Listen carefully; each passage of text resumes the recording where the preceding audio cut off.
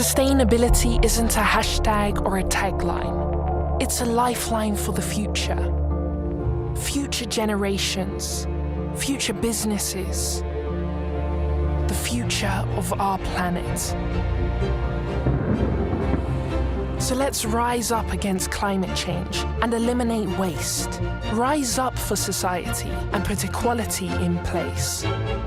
Rise up as one people for one planet with one vision of zero waste, zero inequality, and zero emissions. Let's rise to the challenge to make the world run better.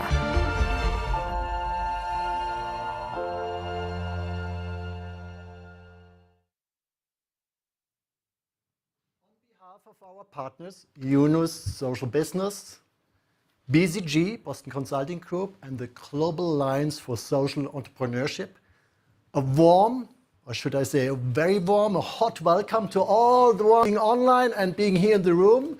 So here you feel the climate change, right? What a pleasure to be here at the SAP House in Davos. My name is Daniel Schmidt. I have the privilege to be SAP's Chief Sustainability Officer. So let me start with sharing my own experience, because I could imagine many of you made that experience as well. When you connect emotionally with the topic, you start to differently, you start to act differently, you start to decide and behave differently. And that exactly happened to me. When I was part of the social sabbatical program back in 2016 in Ghana, I was connected to Regina Hono and her team, focusing on the Soronko Academy with having a great purpose in mind. Their purpose is to equip young women, girls, coming from the underprivileged areas in Accra, to equip them with digital skills and with social skills, allowing them to get out of poverty and creating their own future. And I'm still engaged with them on a monthly basis. Whenever I listen to their impact stories of these young women, I get tears in my eyes. And that definitely changed how I behave, how I decide, how I act. Back in 2009, we started with Yunus Social Business on the topic of the shea nut value chain in Ghana.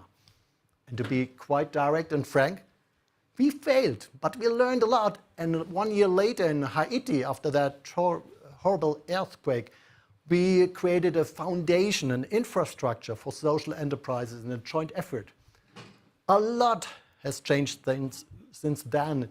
So now we are engaged with more than 2,000 social enterprises from SAP in close to 100 countries, to be precise, 94 countries. So we learned a lot through that. And with that, I'm happy to hand over to you from Yunus Social Business. So I remember that we talked about your last name, Fresh, and the first name, and I'm so bad in names, but allow me, is it Monica? Monica, right? Good, and it's warm here. Oh, please come on stage. And while you come on stage, we made a commitment back in 2020 of 5 + 5 by 25, saying, okay, we would like to spend, from our procurement spend, 5% to diverse suppliers and 5% to social enterprises. And we learn on that journey as well. There are some challenges. And let's see if we identify these challenges and come up with solutions during our panel discussions. Over to you, Monica. Thank you very much. So before we dive into actual solutions that we can talk about, we want to hear about your opinion and your experiences with social procurement. So if you could please take out your smartphones, in case you have one, and either scan that code, or you could type in menti.com and type in that code in that window that shows up. Does that work for everybody? Great. So you should see a question on your screen now.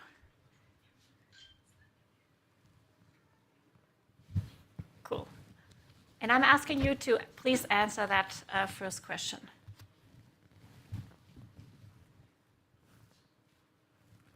Can you go to the next slide, please? So, is your company already engaging in social procurement?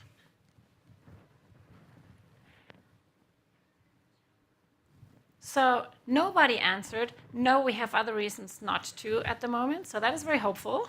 And actually the majority of the group represented here and also online, this is a hybrid event, so we also have people joining us online, is already engaged in social procurement.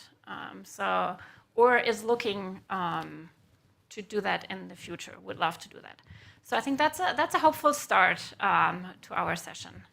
Can we go to the next one, please? What, in your opinion, are the main barriers for social procurement? So if you're not already engaged, or also in your experience.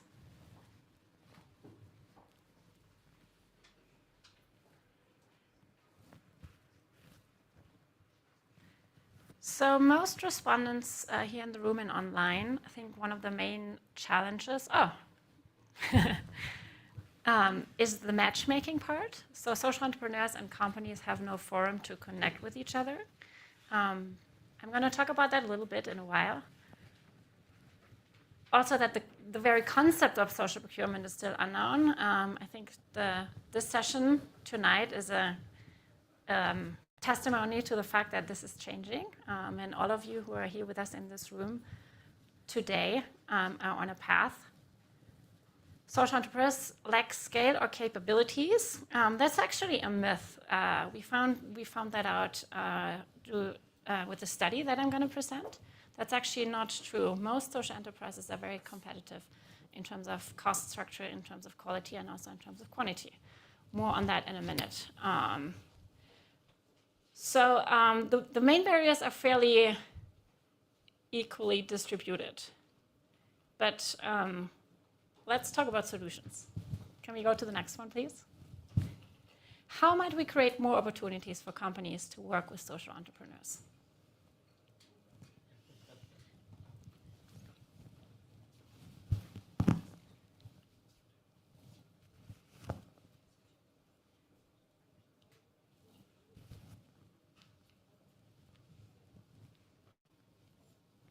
Matchmaking via intermediaries? Well, we might have a few ideas about that. Policies, yes. So mandatory or government incentives. Share best practices, education. Market, social business. Okay, well, could do that. Give them more visibility. I assume this is about the social enterprises towards the corporations. Share examples of value that companies service. Best practices again. Provide more information and visibility for projects already ongoing.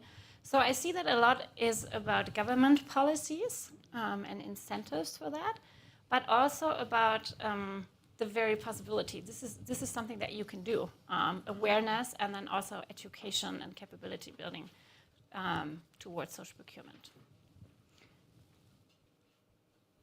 So that being said, let me now present to you the study that we from Social Business did together with BCG, supported by SAP and the Global Alliance for Social Entrepreneurship from the World Economic Forum. This is just a preview. The whole study will be available later that year, but this is the first time that we share results with an audience today here. So what is social procurement after all? Corporations buy the majority of their goods and services from third parties. Social procurement is when they do exactly that from social businesses and social enterprises. So in essence, keep doing what they do anyways, but they create impact through their value chain with social procurement. So Neelam Chibber, who's going to be on the panel in a minute, is going to talk about the direct social procurement that her company does with companies like Ikea. She supplies textiles and embroidery by local Indian rural artisans that you as a consumer can then buy at Ikea. Social procurement also works indirect spend, SAP, for example, and we're going to hear a little bit more about that, employs or has more than 20 social businesses as supplier in categories like catering, cleaning, stationery, and gifts. So they work with Tarim, for example, which is a staff-owned carbon-neutral service. And we also have Martin Heca here from Amaditech, who's also going to tell us more about indirect spend procurement later on our panel here. Why should you, as a corporate representative, care about that? So we think social procurement is a unique lever. As more than half of the average company ESG footprint lies within its suppliers. So it's either second or third tier. So social procurement has several benefits if you are a corporation looking for impact. So there are various definitions of social business and social enterprise. We could spend all day and probably all week talking about that. I'm not going to do that. I'm not going to bore you with that. What they all have in common is that those companies solve a social or environmental for the means of business. They have decent working conditions. They work to alleviate poverty. They work towards gender equity. So for example, in the UK, social businesses have a 3-point higher minority representation than average small and medium enterprises. Overall, 95% of social businesses benefit marginalized groups. And many of them also reinvest all or parts of their profits towards their cause. So corporates who integrate social businesses into their value chain can create and scale impact just by doing that. So who's already involved? As you can see, and I'm not going to read out the names, you can see the logos. Quite a few players are already involved in that space from all sectors. And Daniel is going to tell us more about what SAP does already. Those are vary between being very active already or having pledges out to procure a certain amount of their direct or indirect spend from social businesses. And our report shows that if others follow their lead, there's an opportunity for a 500 billion market in the next 10 years. I mean, that's quite a number, I would say. So that sounds great, right? So what are companies waiting for? Well, there are a few perceived obstacles to scale demand for social procurement. But thankfully, sector players, and some of them are here in this very room or in the online audience today, have found solutions to that already. So the first perceived obstacle, and that can be tackled internally or with the help of strategy consultancies like BCG, and we're going to hear from Judith, who now also arrived. Good to have you here. Later on the panel as well, is about developing goals and KPIs for social procurement and actually integrating that into our sustainability strategy. Because it's beyond the core operation, that's currently not always the case. But that can be, targets can be set and KPIs towards that can be developed.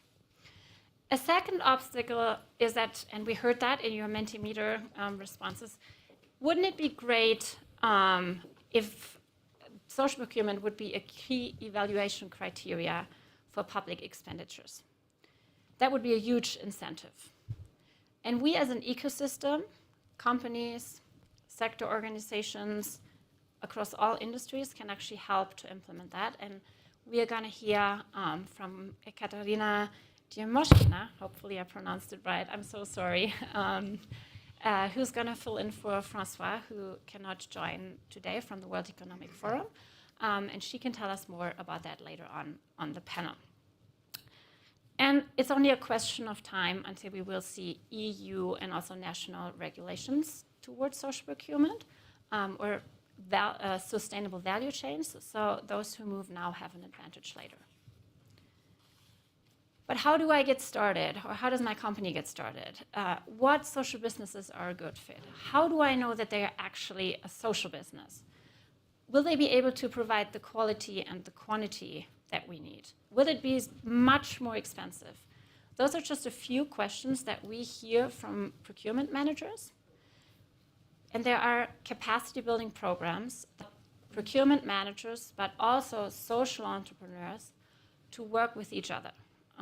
Online classes, peer learning groups.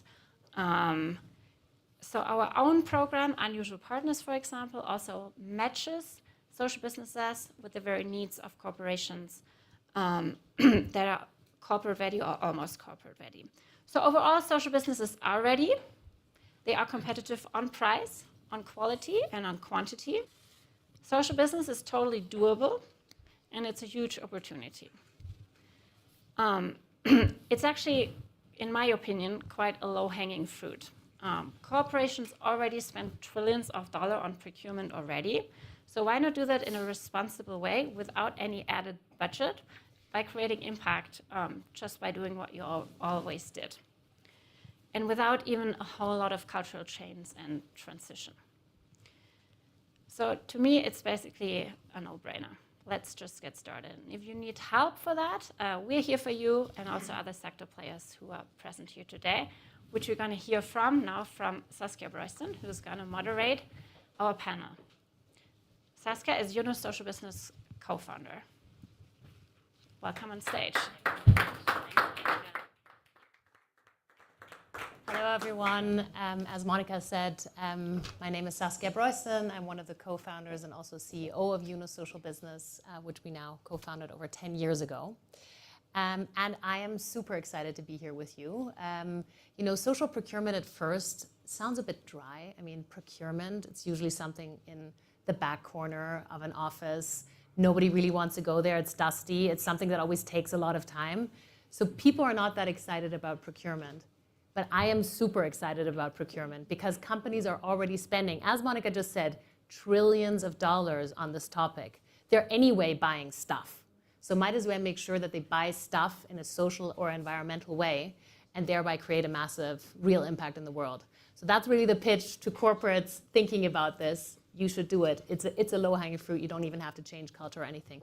So that's what we're talking about, a massive 500 billion euro opportunity to create additional revenues for the social entrepreneurship, social business sector by just changing some small policies within corporations.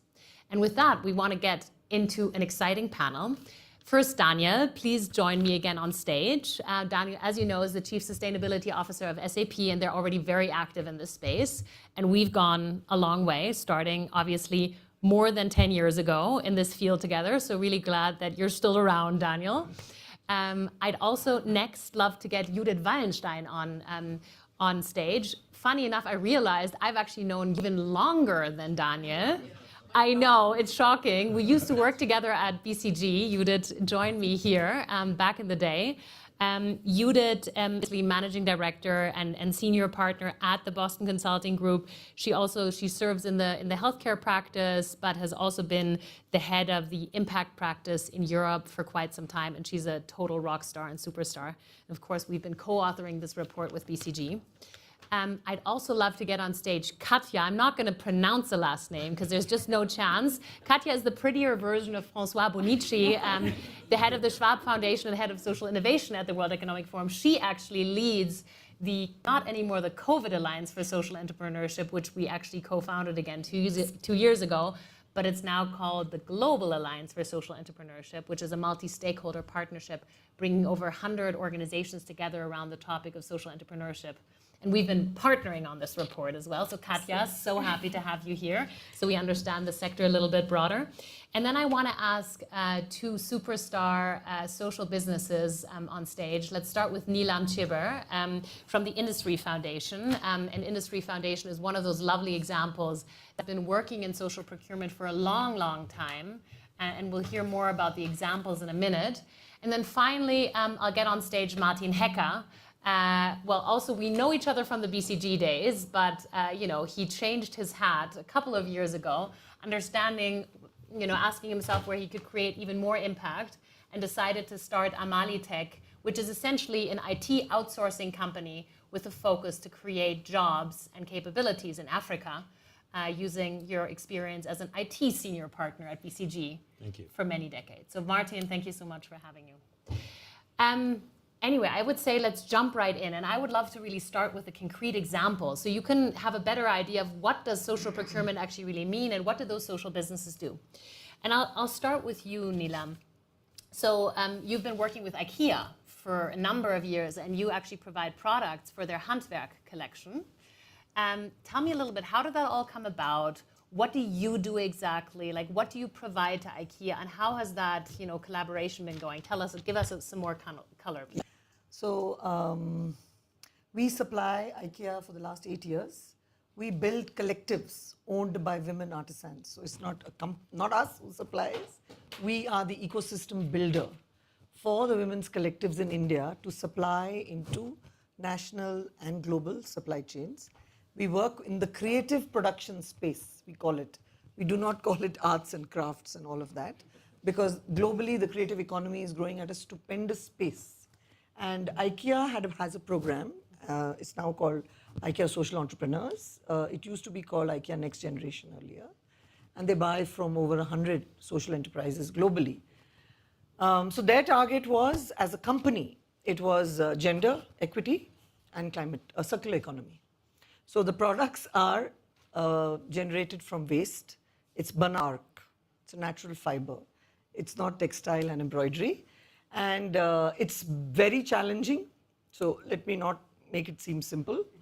Because the ecosystem for social businesses to scale, to reach the stature of a supply to someone like Ikea. So our producer collective has 2,000 women.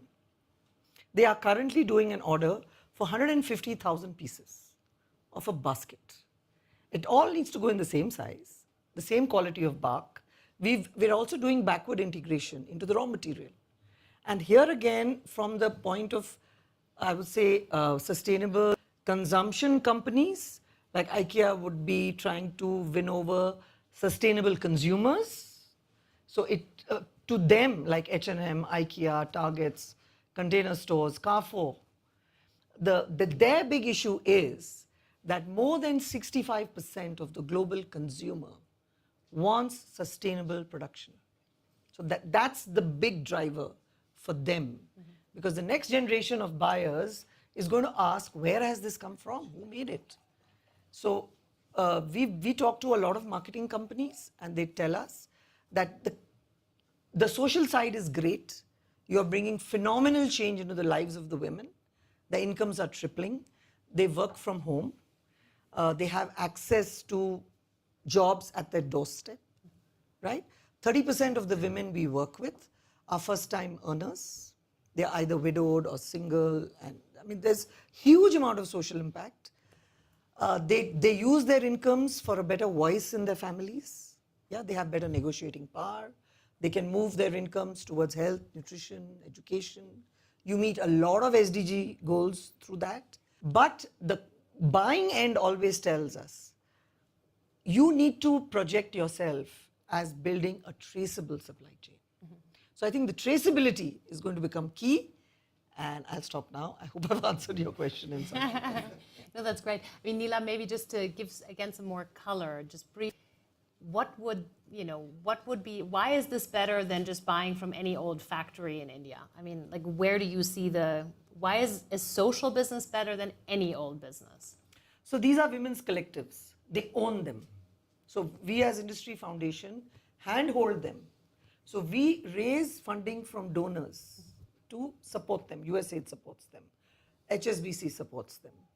So the fact that you are building capability in the most vulnerable communities to own their businesses, and our women tell us so often, it's not just the income increase. You keep talking about our income increase, but we come into a workspace where we talk to other women, where we have a community.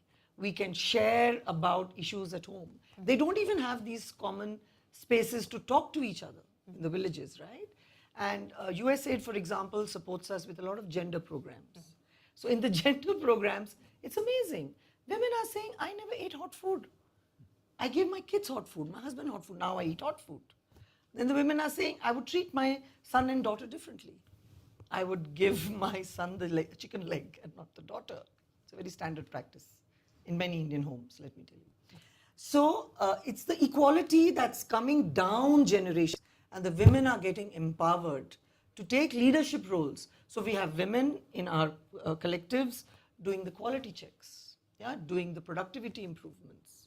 So if it's their skill that consumers buy, now consumers can also believe that they're making such a change in their very lives, in their communities, raising their stature.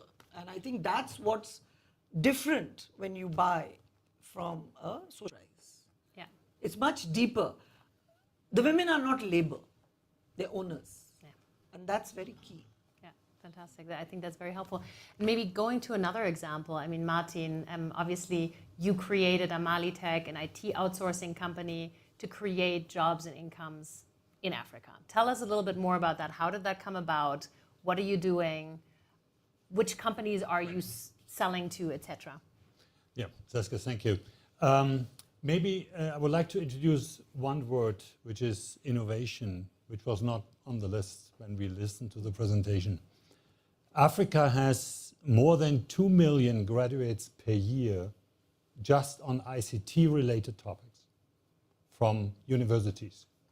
And they fall into local markets, which cannot absorb those talents. So I'm not claiming that what Amalitech is doing is innovative in its technological sense, but being a bridge to Africa, and that's what Amalitech is something which is rather new, in particular in the countries where we operate, Ghana and Rwanda. Very few tech companies have yet really discovered the African continent. And when you look a few decades out, you will see that there's only one continent to go, which is Africa. Because by 2050, we will have more than 1/3 of the global youth, 15 to 24 years old, living in Africa. So in a way, Amalitech tries to spearhead this a little bit, building this bridge. And what we actually do is we take people after university, we bring them in our training programs, skill them to get them to what you can call an international level so that they can work with our customers in Europe.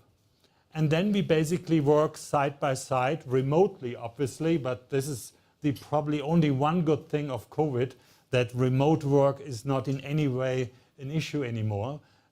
So our clients fully accept this by now, that working together in this agile form is a wonderful way to collaborate with our colleagues in Africa. And when you see the impact, when you see how seamless this actually can work, then I just wonder at times why it takes us so long to basically be more innovative, exploring these kind of talent pools. When we started in Ghana, it was obviously not clear whether it can be solved. And we got challenged by clients. Do they really have the skills to be able to do this? Do they have the ability to work on complex platforms like we operate at our IT landscape? And obviously the barriers in this presentation were actually exactly those kind of barriers we needed to overcome.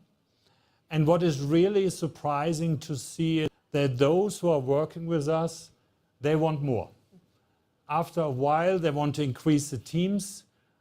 With one company, a digital and software house, Nexum, which is basically really pushing this hard, they want to scale it up to 100 people from Amalitech. So they see the future in Africa, and they understand finding the talent in Europe is more and more difficult. Now, what is the social aspect of all the things we are doing? Well, on the highest level, Amalitech is actually a non-for-profit. So all our surpluses go back into community projects and social projects where we have our locations, Ghana and Rwanda. And second, we provide jobs which are there for the long term. People can make their careers at Amalitech. They can get promoted, they can step up, they can learn more things, and they can develop their own and charter their own course in their careers. And that's what we push, that's what we foster. And for many of them, it's the first time that they have a clear future ahead of them. And they know if they want to be part of this, they can be, and they can be part of this Amalitech family. Great, fantastic. Thanks, Martin. That was helpful, an additional example, another perspective.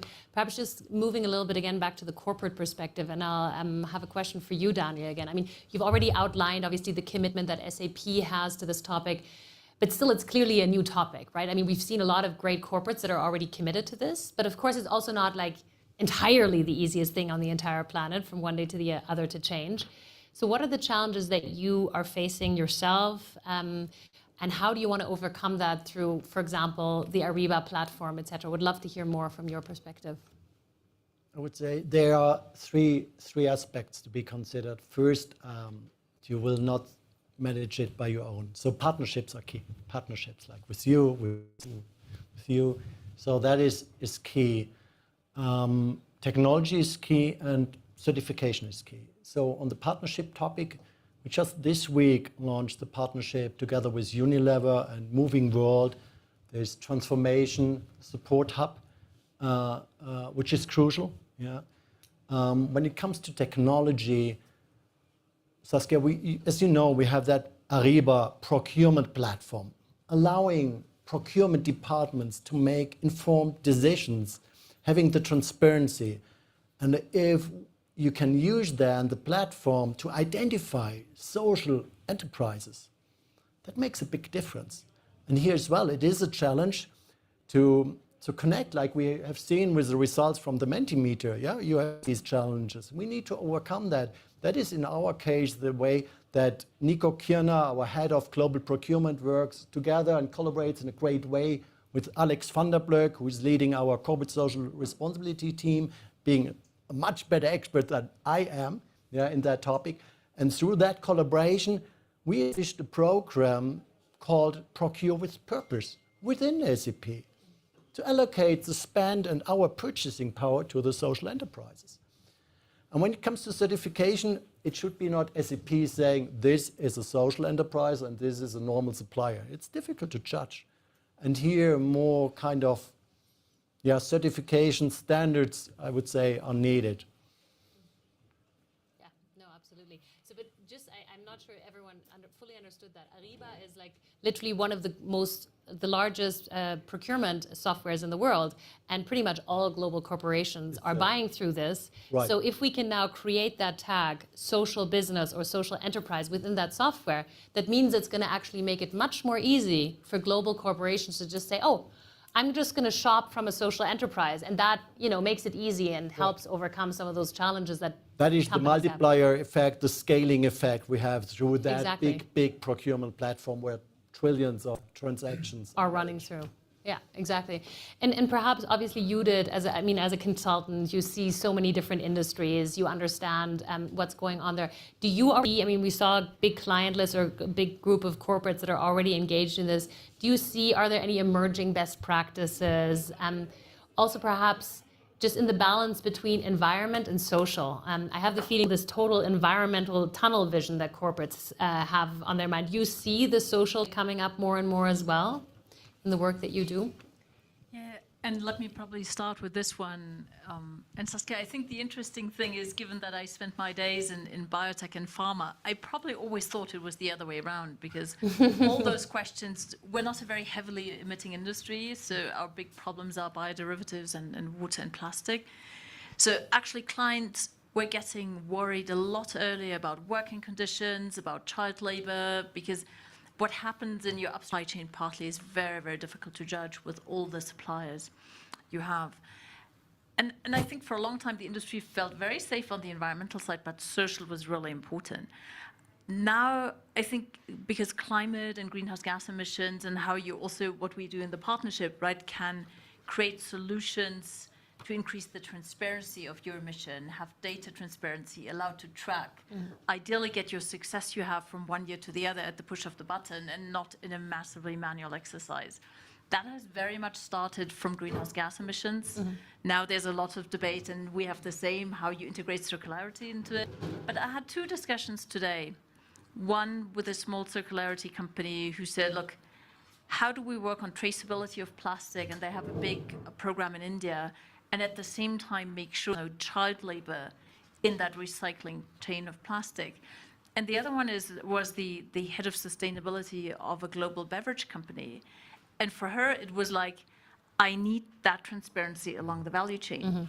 And then I need to cover the E and the S at the same time. But she came precisely back with Neelam's concerns that you shared. She said, if I do more local agriculture, in their case, coffee, sugar, cocoa, and I want to have more social enterprise in it, not big corporations that can adhere to social standards, how do I know it's traceable?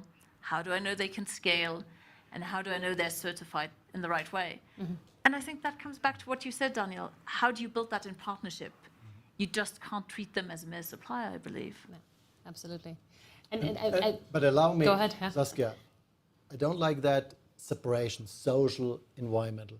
These things are connected. Yeah, things definitely. are connected. Yeah, no, absolutely. I try to tell all of our clients we need to get the S into the E because without the just transition, there's not going to be a proper transition. And to you'll be green happy economy. because her last question was, how do I find it in Ariba, right?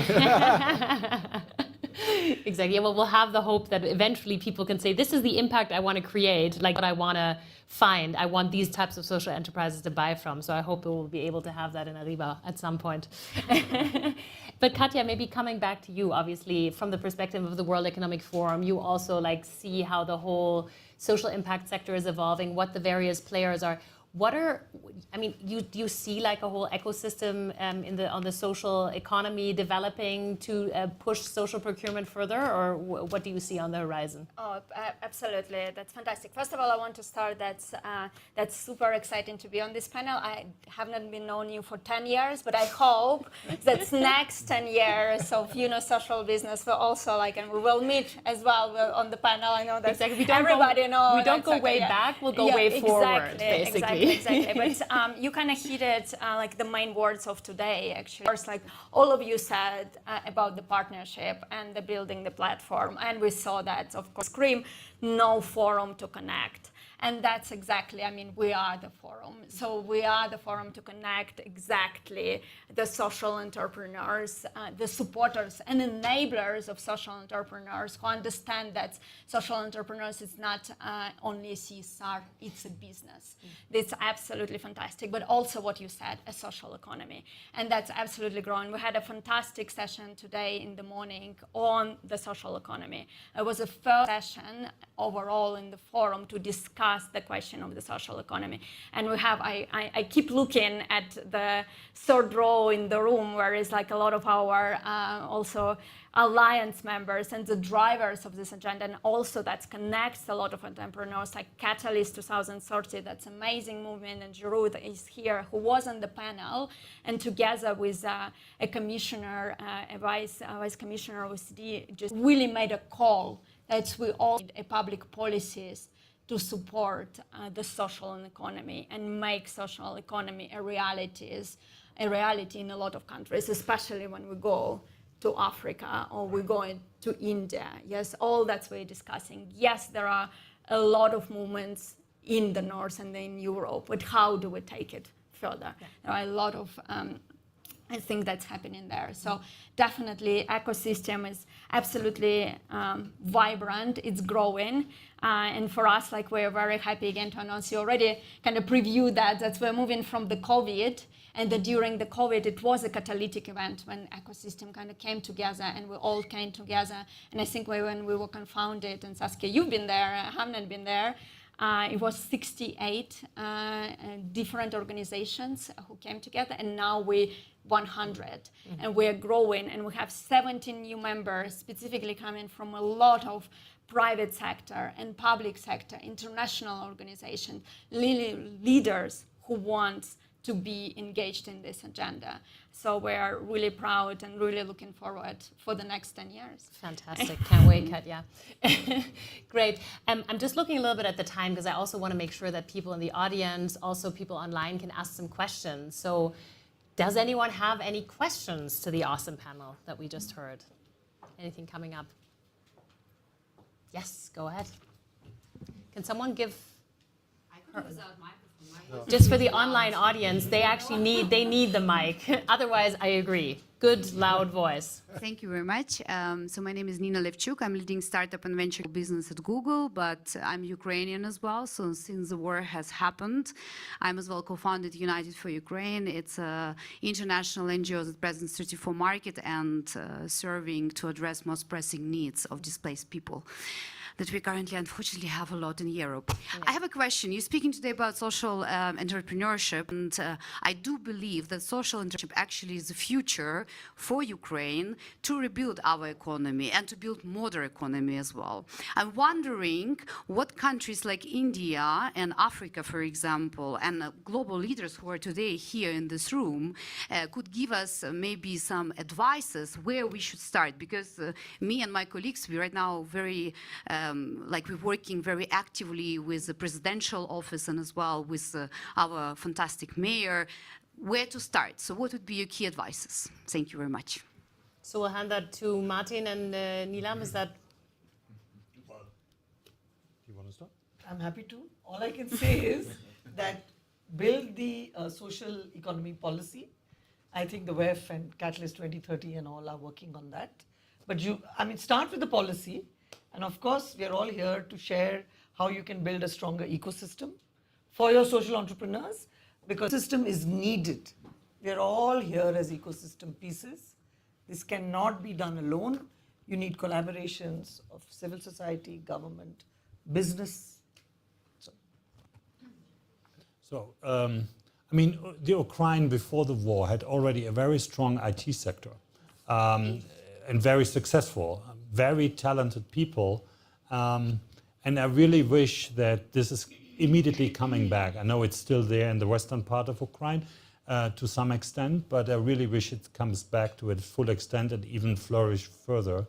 I think the people of Ukraine have great talent when it comes to the sector I'm running on technology and IT. Now, combining this with the idea of social businesses is probably a good thing to accelerate this kind of rebuild. But I think the industry segment, one of the many industry segments, but one industry segment is already very clearly on the table, from my understanding. An additional aspect, and we briefly touched on that, and this is not specific for your country, but in general, being corporate ready. And what does it mean? Allowing to deliver the quality and having the scale or the mass, to really be connected with global value chains. That is quite important, I would say. That this was as well a learning from us, that to be a social enterprise is one aspect, but then to really deliver fulfilling the expectations of a bigger corporation is the other aspect. But as well, we need to think as the big corporates to bring down our expectations as well. Sometimes we confront suppliers with hundreds of pages of supplier code of conduct with everything being detailed, and it's just about engaging a driver outside here. And before he can drive, then he needs to sign everything. Yeah, that is nonsense. So we need to be more pragmatic, I would say, from both aspects. Sorry, I just wanted to add, we heard from your president this morning that every corporate leader should get up in the morning and think about, what did I do for Ukraine today? So perhaps that's also one way to ensure that we make our commitments to actually try and source from the Ukraine and actually build up industry there again after all this terrible war is behind us, hopefully soon. Yeah. Maybe with your help, if you put processes as well in place. From the Alliance perspective, I just want to say that, again, we actually have one social entrepreneur from Ukraine. 10 years ago, he's here. We would be happy to connect with him. He's from Odessa. He came and joined us from Odessa. Sergey is fantastic and doing fantastic work right now, mobilizing community in Odessa. But he's also thinking about the future, absolutely like you, and how it's going to look beyond that. And of course, he actually looking, I'm going a little bit for the partners, is also on technology partners, to look at the technology and the drones also to support the agricultural crisis that's gonna, of course, happen in the years to come, and how the technology can help analyze and basically also demine the fields of Ukraine. That's will take a long work. So, as an alliance and as a Schwab Foundation, we absolutely want to celebrate him, but we also want to support him. So we are connecting him to the community of the entrepreneurs, but also to the ecosystem. And we're absolutely looking also for all our partners to connect and support this initiative. So that's on the partnership. So happy to connect you as well. Great. Any other questions? Maybe one or two max more. Nicola, I see you, and Caroline over here as well. Can someone just... Oh, you already have it. Okay, go ahead. Samira Khan here. I've worked at both Microsoft and Salesforce. So just a question around how we can preemptively prevent rainbowing and greenwashing through the social impact opportunity and prevent sort of exploitation of this large opportunity. And in addition, just ensure that it's equally available, especially for those enterprises that are not corporate ready in emerging markets. Yeah, I think, Samira, great question. Maybe I'll just also come in, and others feel free to comment. But I think that's why the intermediaries are going to be key in this whole thing, like third-party certification through intermediaries that are already ecosystem that work with social businesses, social enterprises, and say, okay, this is a social business, social enterprise. That's why, while definitions are the most boring thing on earth, and certification, similar to procurement, all these topics seem very boring at first. Those are the things that are going to be very essential to make sure that we don't end up with green or social washing. Yeah, but we can use a lot of technology tools. We have a proof of impact floor here. We are using a lot of technology tools, right? Because Ikea doesn't, pre-COVID, Ikea would never buy work from home because of child labor. Our women had to come to the community center to work. Then COVID hit. Not come to the community center to work. Ikea said we will do work from home, but they built on work from home, and it's tracked through a technology tool, right? So I think we're really going to need a lot of technology tools. Yeah, creating the transparency is key. Yes. And you know, Neelam, I'd also add to that I think regulation is going to help. If you look at, you know, all the supply chain acts, corporate sanctions that are either coming into effect or have already come into effect in many countries across Europe and the world, I think actually stakes for companies to make sure they have picked the right supplier and they're certified by the right authority, and it's not green or rainbow washing. I think these stakes go up, and that's also going to facilitate. Fantastic. Oh, we had a question from Caroline and also from Nicola. You have a question too? Go ahead. Thanks. Hi, I'm Caroline from Porticus. I manage their purposeful business philanthropic portfolio. But what I'm interested in, Saskia, is hearing more about the barriers at the corporate level, because as you said, you know, this is a no-brainer, a very low-hanging fruit, but then, you know, why isn't it happening at scale? And I heard a little bit like this tagging system that you could put in the procurement platform, but can every single benefit corp be on that procurement platform already? Would that help with the certification question you had?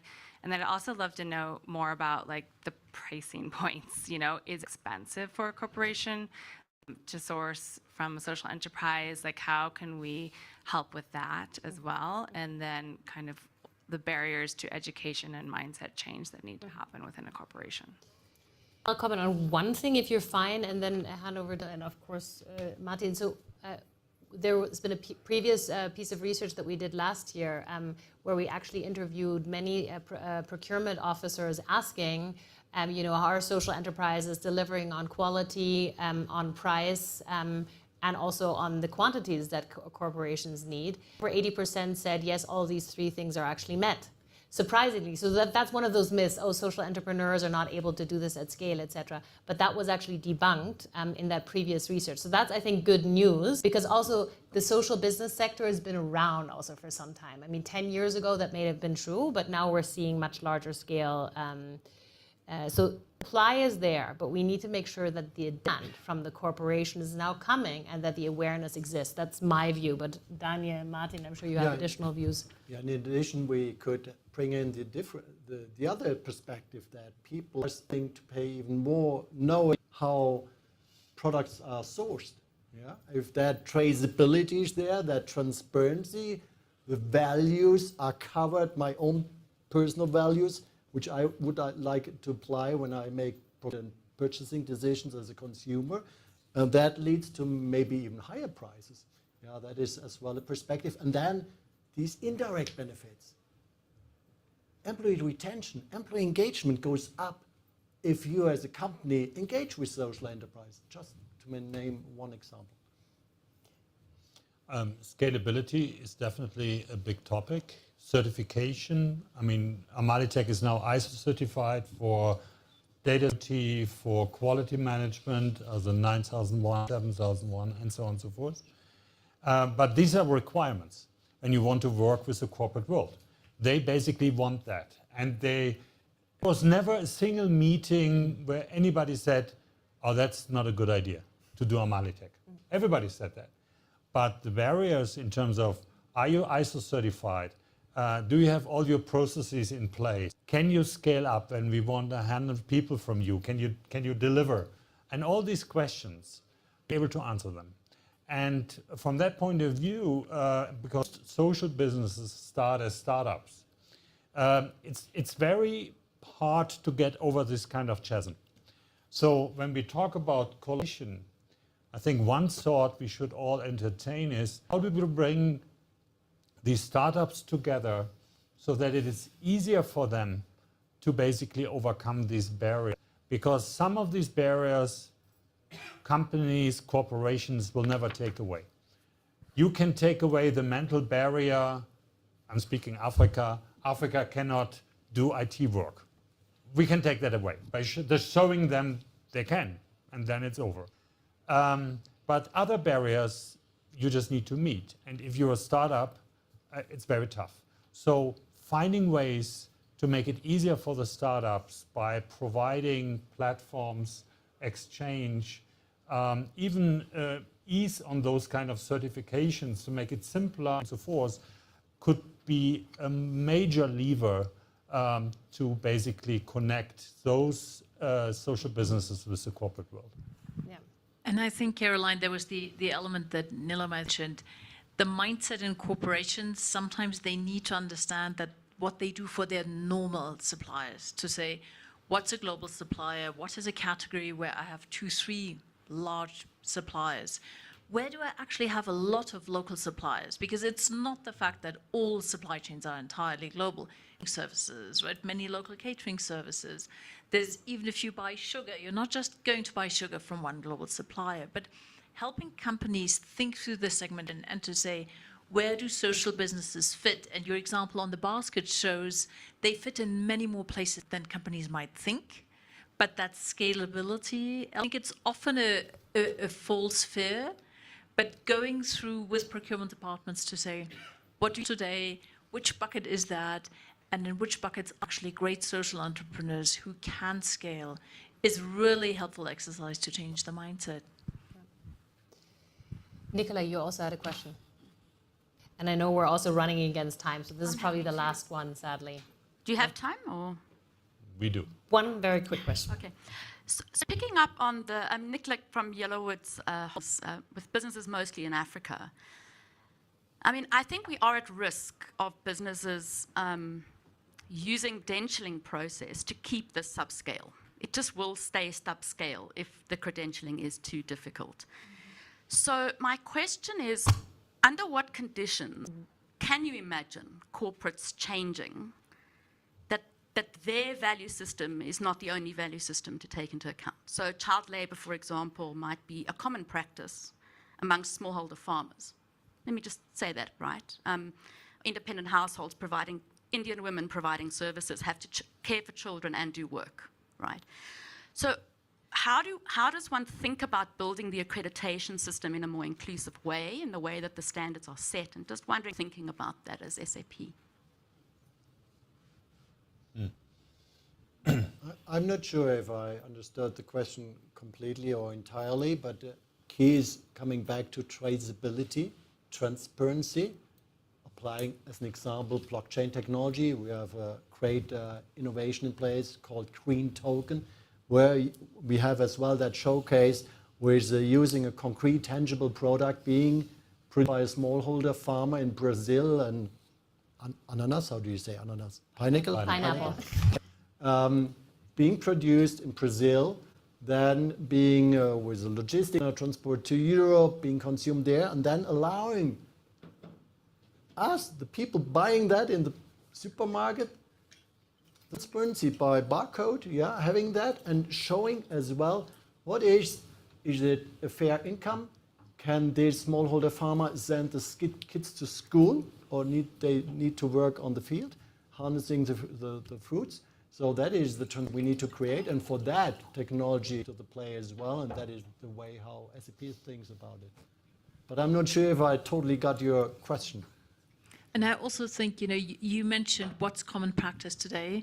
I think we should also, and then the other question is, it's so incredibly hard for SMEs that they just can't. And I think Martin's example is an example where you can really help to make the certification, stepwise, etc. So I think there's also a lot of technology solutions to that. The second part, I'd be a bit more careful, because if you look at regulation in a lot of mature markets, I mean, there's some standards that regulators have been now trying to push through for a long time. Abolishing child labor is one of that. So going back on this and lobbying to go back on that with a view that it's still common practice in many nations, I actually think that's a rather rocky road to travel on. Maybe? Yeah.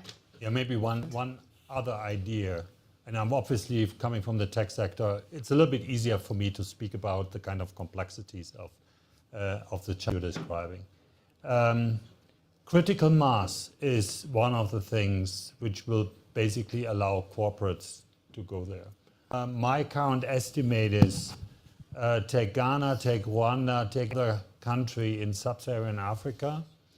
If we get 10,000 jobs in that space, in such a country, the critical mass is there in terms of talent pool, experienced people, and the corporates will go.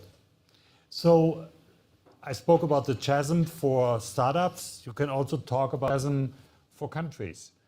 The country, Rwanda, name any other, need to overcome this chasm. Having the critical mass of talent, having a talent pool to present to the world, basically saying our people can do this, and the rest will follow. So we need to make that happen. And that's what we are working on, what you are working on, collectively with initiatives to get us to that point that somebody in the corporate world basically says, oh, I probably missed something here. I should pay up. Fantastic. Well, on talking about hurrying up, I think we're at the end of our time. Thank you so much for being here. Thank SAP for hosting us, BCG for co-writing this report with us, and everyone else that took the time to be here with us today. I think the main takeaway for everyone should be social print is a massive opportunity. We're anyway spending that money. Think about if we can direct even a small portion, and even if it's 1% or 0.1% of our procurement spend, let's try and direct it to social businesses and inclusive businesses. And it can be in an indirect category. It doesn't have to be really your core focus right away. You can start with paper in your office or the coffee that you're drinking every day. Just start somewhere, and it can have a massive opportunity for impact. So I think that's the takeaway. If you don't know where to start, here are all kinds of people you can talk to, and I'd love to open up for the more informal part of it. And I want to take this jacket off. So thanks so much for everyone. Really great to chat.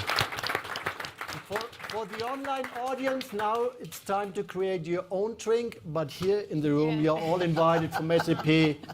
Let's go to the bar. Thank you so much. Thank you. Martin is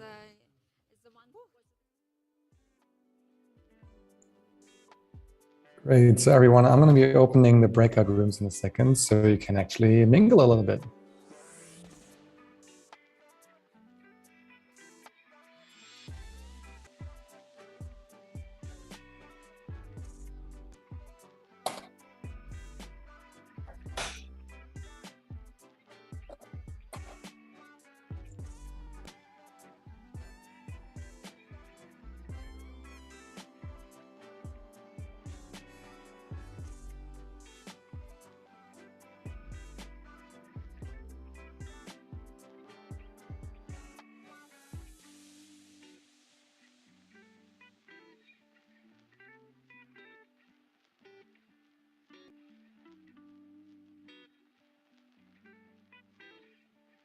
Oh, hey Dan. Need Hello. to drop, but All right. yeah, take care. It's good to talk. Good to talk to you too. Have a good one. Ciao, ciao.